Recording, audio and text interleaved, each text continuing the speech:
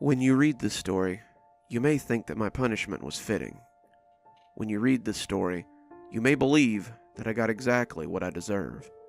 But what you should remember is that my actions were the actions of a child, actions that were judged by someone of a near godlike stature and levied against an 8-year-old girl who may not have fully grasped the consequences of her actions.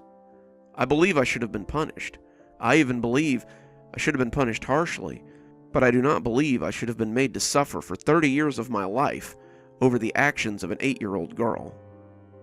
It sits even now on my mantelpiece, glaring at me like some disquieting idol, and even as I sit in my cold apartment, I can feel its hate. I'm rambling. Let me start at the beginning. When I was 7 years old, I had the worst year of my life. My mother died on Christmas Day after a long battle with cancer. My father was always at work, always busy, never had time for me, which meant my mother and I had always been close. When she'd gotten sick, I had immediately spent every waking moment I could at her side in the hospital. Dad was busy, too busy for his dying wife or his hurting daughter, and it was up to me to watch her slip away over the course of 9 months. I was there in her room when she died, pushed up against the wall as the doctors and nurses tried their best to revive her. By the time my father got there, I had been sitting and crying by my mother's deathbed for 2 hours. Mom had been my sole guardian, my staunch caretaker, and her absence had left me numb and spiteful. I was mad at many things in my life, but above all else, I was mad at Santa Claus. As children, we believed Santa to be some kind of all-powerful totem of the holidays. If you write a letter to Santa, he will bring you your heart's desire. He will make any wish a reality. As adults, we know better, but as children, we believe that Santa is the genie from Aladdin mixed with Jesus Christ himself, and his powers around the holidays are unwavering and unarguable. In my 7-year-old mind, if I had asked him to save my mother and he hadn't, then it was because he didn't want to. This turned me into a mean and spiteful 8-year-old. My father brought a new woman home, one of his secretaries from the office named Cindy. She was sleeping in my mother's bed, moving her things around, and replacing my mother in almost every way. Looking back through the lens of time, Cindy was a very nice lady, and if I'd given her a chance, she would have probably made a very good mother for me. Cindy cooked my meals, she cleaned the house, she tried her best to be my friend, and I gave her nothing but hate. My mother, the focal point of my life, had died after all. To have this woman in her house, sleeping in her bed, even wearing her clothes, was an affront. I told her that she was worthless daily, told her that I hated her, told her that she would never even come close to being my mother, and in spite of all that, she tried to love me. They got married 6 months after my mother died. I spent the first 3 months of their marriage making their lives a living hell. I refused every meal Cindy made me. I destroyed any room I was left alone in, and then lied and said I had no idea how it had gotten that way. I went out of my way to be an inconvenience to her, telling her I needed things for school or would really like this one particular thing in my nicest, sweetest voice, and then disregard or right out refuse to take anything she brought back. Sometimes I would destroy the gift she gave me right in front of her. When she got me a beautiful dress for fall, a dress I would actually have liked to have worn, I tore it to pieces as she and my father watched, and then stormed to my room and slammed the door. I knew, you see, that I was safe from punishment no matter what I did. Father never cared what I did, as long as I didn't do it in his office, and since Mother had always been responsible for the house and the children, he expected Cindy to take me in hand, a task she was unsuited for. Cindy was more prone to tears than screams in the face of my misbehavior, but something was happening that even I hadn't foreseen, and it changed my antics forever. In October, Cindy became pregnant. By November, it was official, and my father was ecstatic at the idea of another child. This confused me, because he'd never shown the slightest interest in me at any point. Cindy was immediately the center of his universe. He hired a maid to clean and cook and look after me. I don't remember her name, but we went through 3 maids by December because of my antics. I made their lives a living hell, and whatever my father was paying them was clearly not enough to put up with me. The last one, I think her name was Rosemary, didn't speak English, but had a way about her that told me she was not going to leave because of a brat like me. I can remember being picked up in those two large arms and carried to my room as I kicked and bit and screamed. She would deposit me on the floor and lock my door so I couldn't escape and ruin her work.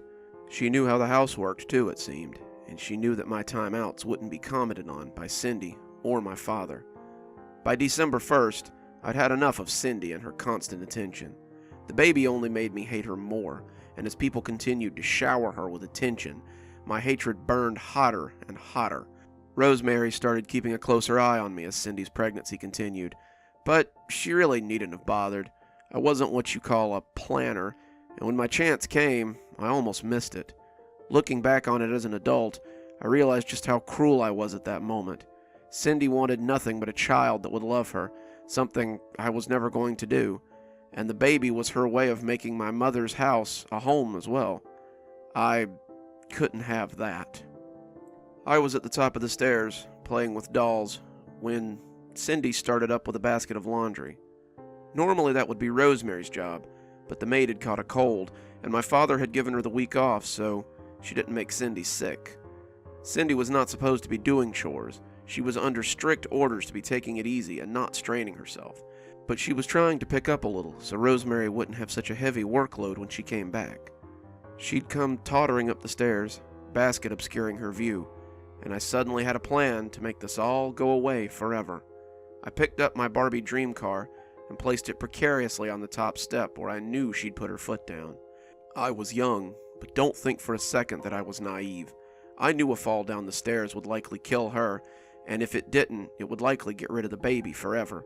She was midway up when a voice in my head tried to talk me out of it. "You shouldn't hurt her. It's not okay to hurt people." My conscience always spoke to me in my mother's voice, but I was doing this for her. Couldn't she see that?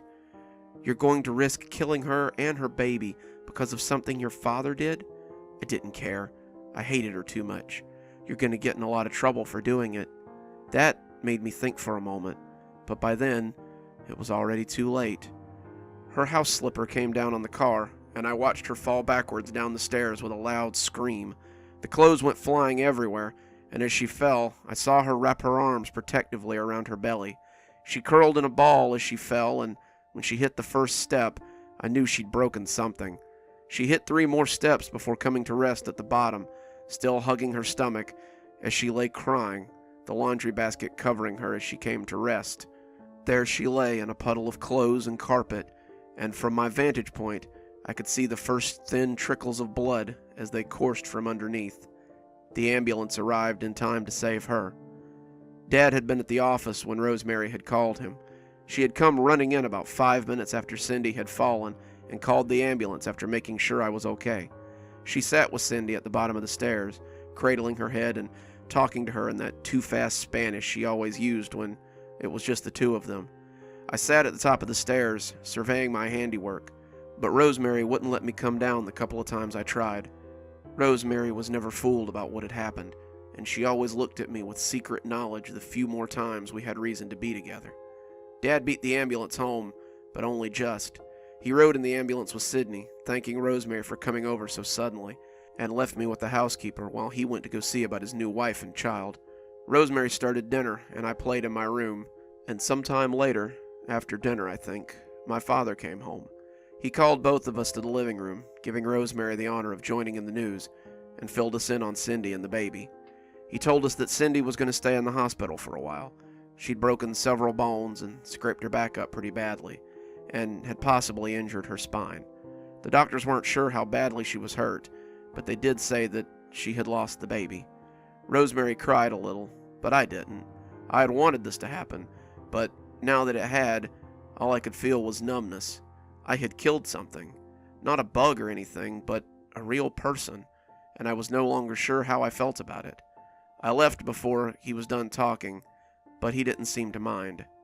How quickly things would change. Dad went to the hospital early the next morning. He was on his way out the door when I reminded him that he'd promised to take me to see Santa.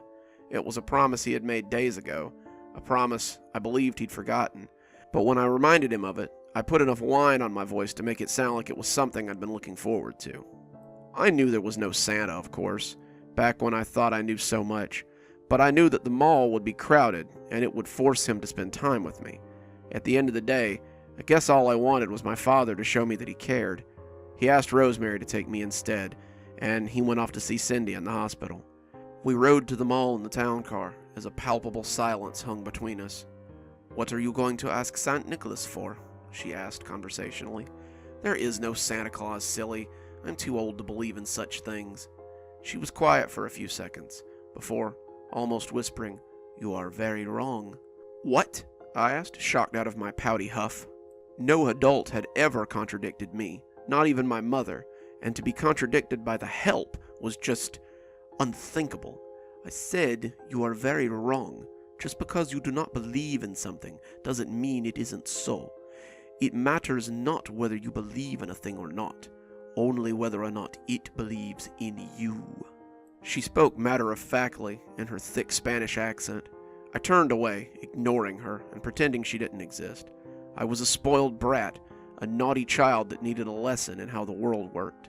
I didn't know it then, but this lesson would begin sooner rather than later. This lesson would be the only lesson worth learning. We waited in line for an hour and a half. Rosemary had walked me to the middle of the crowded mall, shoppers moving to and fro and families laughing as they moved from shop to shop, all while Christmas music played in the background. Santa's stage had been set up in front of the big fountain in the middle of the mall, and it looked just as goofy and phony as it always did. There was a long snake of children that trailed away from it, curving around like a magic circle. Rosemary sat on a nearby bench and told me to stand in line. "I'm much too old to see him, but if you would receive his judgment, then you must wait." I fidgeted nervously as I waited, throngs of happy families crowding around me, and sighed as the line moved slower and slower. Why was I waiting in this line? I didn't believe in Santa Claus. If Santa was real, he'd have saved my mother. Even if I had still believed, this was just going to be some half-drunk fat guy they'd stuffed into a suit who smelled like kids' pee and barely talked. It was ridiculous to stand here and wait for my turn to sit on this old faker's lap. But despite that, I couldn't force myself to leave. Rosemary's words had somehow moved me, and it felt more like I was waiting for a confession than my turn on Santa's knee. When I finally neared the front of the line, I could see that my assumption had been wrong. This year's Santa was not a fat man with a cloth beard or some homeless man with a tangled mess of hair. He was dressed all in red, and his suit looked homemade as opposed to store-bought. His beard was a fluffy white bulge of soft-looking hair, and on his round little nose sat a pair of tiny spectacles. His boots looked old and battered, his face was a patchwork of laugh lines, and he practically oozed with good cheer and holiday spirit. The elves, teenagers usually dressed in green smocks and pointy shoes, had been replaced with actual little people, and their costumes were perfect to the last detail, from their pointy shoes to their pointy ears. The whole crew made a jolly, happy scene, and I didn't see one child act scared or unsure of the laughing stranger. When it was my turn, however, the mood seemed to change. The elf who came to get me took one look at my face and almost sneered. His happy, laughing face seemed something almost contemptuous, and as he led me to the jolly old man, I was affixed with the laughing eyes and greeted by the rosy voice. But his face changed as the elves had. He wasn't mad. I saw no anger on his face, but he became almost mournful, disappointed. He allowed me into his lap, and I was surrounded by the smells of old cinders, gingerbread, the woodsy animal smell of reindeer, and freshly fallen snow, but his eyes were still that of a disappointed parent. It was as though he were ashamed to see me in my current state. "Hello, Abigail." How do you know my name?" I said, startled for a moment. He smiled that slightly troubled smile and answered, "Because I'm Santa Claus. It's my job to know all the children." "Of course," I said, sighing a little. "If this guy wanted to play his part, then I'd play along, I guess. Well then, you probably know what I want for Christmas already." "I do, but I know you're only getting one thing this year." I laughed. I couldn't help it. He was just so full of crap. My tree at home was stacked with presents, and I knew enough to know that everything I'd asked Dad for was there. This man didn't know me after all then. If I wanted something, I got it, and that was all there was to it. I wondered briefly if Rosemary had told him to scare me a little. He pressed a small box into my hand then. I have a present for you. Something very special. It's something we only give to certain children. It was a small red box with a simple bow on top. It was about the size of a ring box, and when I touched it, I could feel a small electric charge run through me. I nearly dropped it, but I managed to hold on to it as my surprise turned into malaise. A token gift with no real meaning from a mall Santa with no real power. Yes, I'm sure it's wonderful and unique, and I won't see a dozen or so of them in the parking lot on the way out, I said as I hopped off his lap. Merry Christmas, Santa, I said as I walked back towards the exit. Merry Christmas, Abigail, he said, almost too low for me to hear, and then he was off greeting the next child as I left. I didn't open the box that day. I honestly forgot about it until Christmas Eve, and though I must have seen it under the tree 1,000 times, I didn't remember bringing it out of the car. Rosemary was silent on the car ride home, but she kept shooting glances at my present, and then looking away quickly before she thought I would notice. She probably expected me to rip it open and see what Santa had given me, but I didn't care what it was. I kept thinking back on the whole experience and couldn't help but feel unnerved. He had just been a mall Santa after all, but something about him had seemed like more than that. He had almost seemed like the real Santa to me. The days came and went. Dad spent more and more time at the hospital with Cindy, something that he'd never done for Mom, and Rosemary and I found ourselves more and more often spending time together at the house. We didn't suddenly become friends or anything, but many afternoons were spent with me on the couch watching TV and her in the kitchen cooking or cleaning the house and singing to herself. She was a patient woman, Rosemary, and after a few days of making life hard for her, I stopped completely. I would just sit listlessly on the couch or lie on my bed and read, and now it almost seems like I was waiting for something to happen. On Christmas Eve, something did. Rosemary was staying the night, Dad at the hospital with Cindy as usual, and if she hadn't been there, I would likely be dead. The fire marshal's report says that at 1:35 a.m., the outlet plugged into the tree shorted out and set fire to the large pile of presents beneath it. Rosemary was asleep in the guest bedroom when the fire started, and upon smelling the smoke, she woke me up, and the two of us left the house as the living room blazed. We dialed 911 from the neighbor's house, but by the time the fire trucks arrived, it was too late. Rosemary and I watched the townhouse burn down, watched the house collapse in on itself, and watched in silence as everything I'd ever known was consumed. I lost everything that night. My clothes, the pictures of Mom, the dresser she had made me, all the cards she'd written me, all the books she'd ever read to me as I drifted off to sleep. All of it was ash in the December wind, and when Rosemary wrapped me in a hug, I didn't feel capable of returning it. I was in shock for quite some time, and when they brought me to the hospital, my father finally came to check on me. He didn't stay long once the doctor told him I was unharmed, which left Rosemary and I alone in the ER room. The police and the firefighters came to talk to me then. The fire was deemed an accident, and everything in the house a complete loss. These weren't the words they used with me, of course. They were sympathetic and told me the local charity was collecting clothes, food, and toys for my family in our time of need. One of the firefighters also told me with a smile that not everything had been lost in the fire. He reached into his coat and handed me a small package that had been sitting under the tree for nearly a week. The small red package with the simple bow that the mall Santa had pressed into my hand. I held the box for a while. It was completely undamaged by the fire. Not even the shiny ribbon used to make the bow had been burned. But when I looked at it, I already knew this was no normal gift. Rosemary was looking at me as I held it, and she seemed to know too what I would find when I opened the box. Might as well open it, child. Holding off won't make it any better.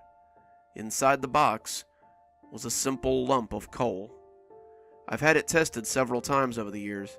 It's a lump of pure coal, unrefined, unproduced, made with what I now think must be pure magic. It left no stains inside the box. It left no residue on my hands. And over the years, I found it to be indestructible.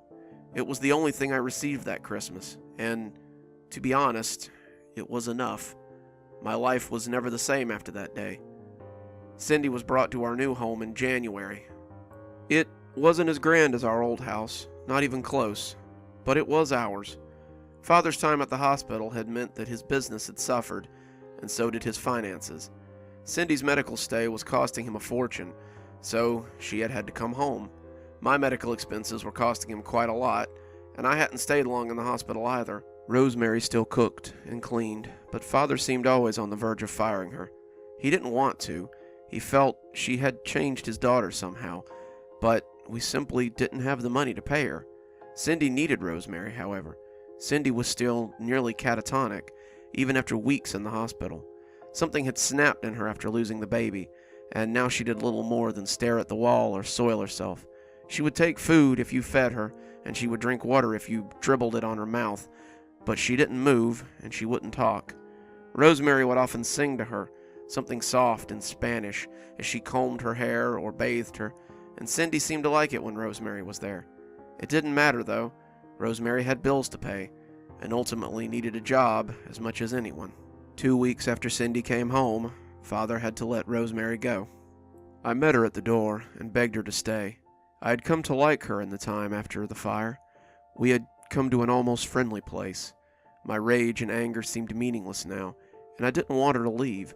She was often the only person in the house who seemed real to me, alive, and without her, the house would seem so empty. She bent down on one knee and favored me with a smile.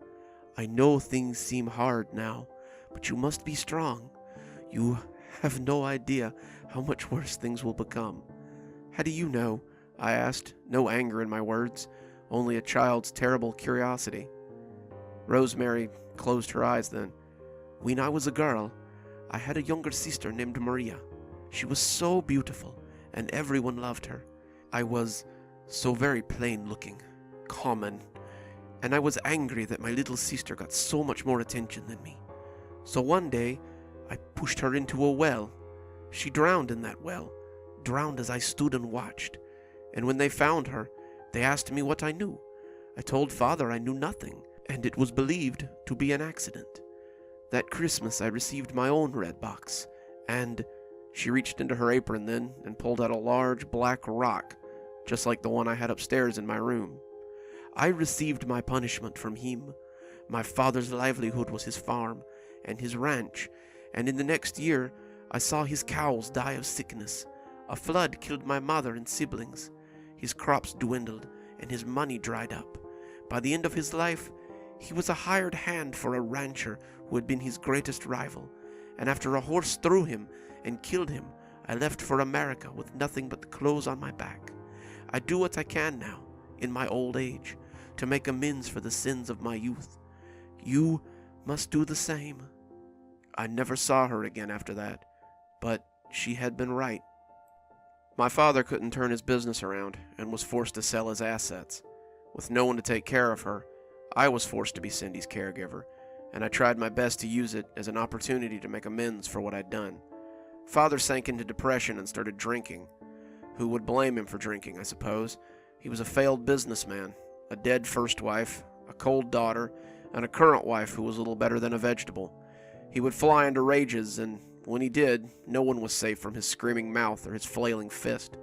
I could forgive him the drinking. I could forgive him his rages. But the night he climbed into my bed when I was 13, I decided I would never forgive him for that. 3 years later, I would leave home forever, unable to take the abuse any longer. The coal, however, followed me. No matter where I went, no matter what I did, it would always be waiting for me, a reminder of my sins. It's been 20 years now since that Christmas. I live in a dingy apartment with neighbors who are either too stoned or too wrapped up in their own problems to notice me.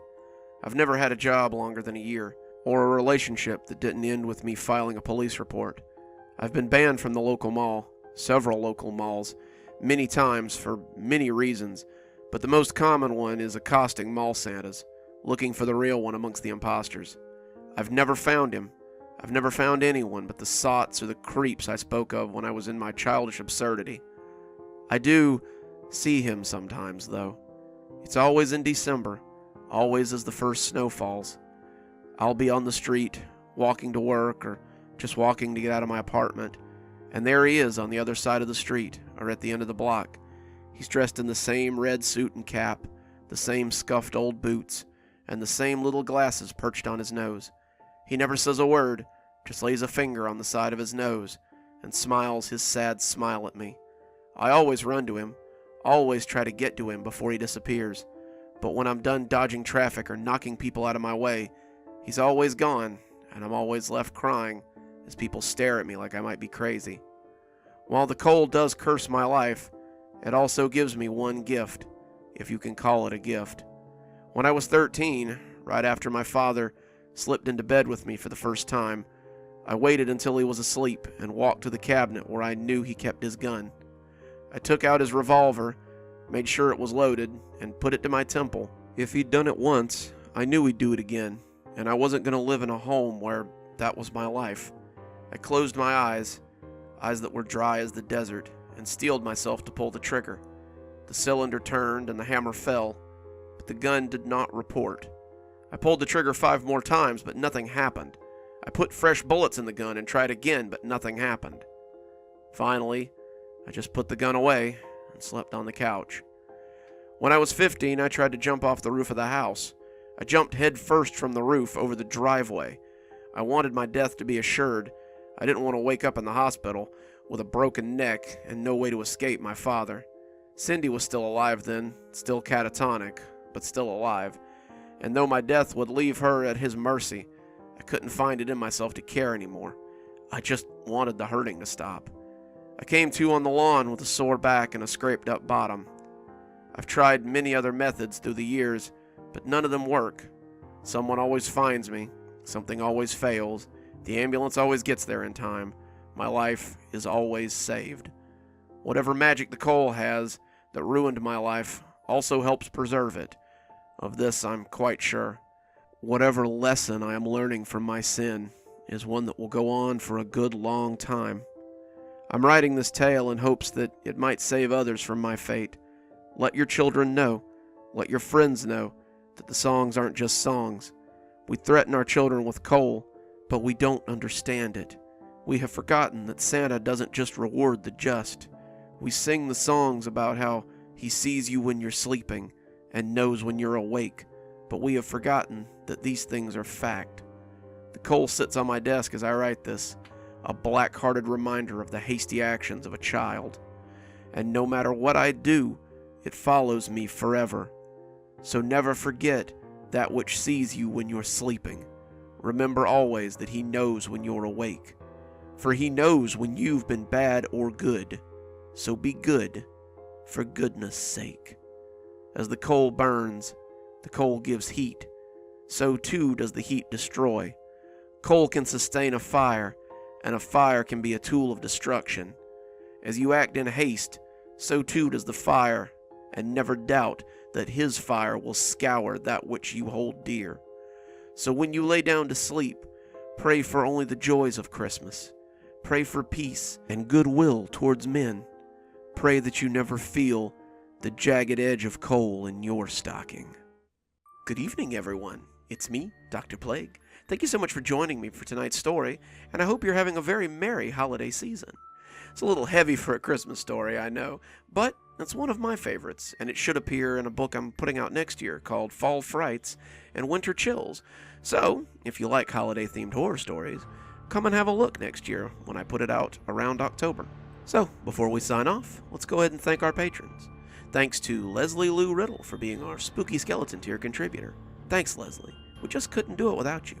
If you too would like to support the show, come on down to Patreon. For just $5 a month, you too can have your name read out at the end of every YouTube video and every TikTok that I do. And as always, thanks for stopping by.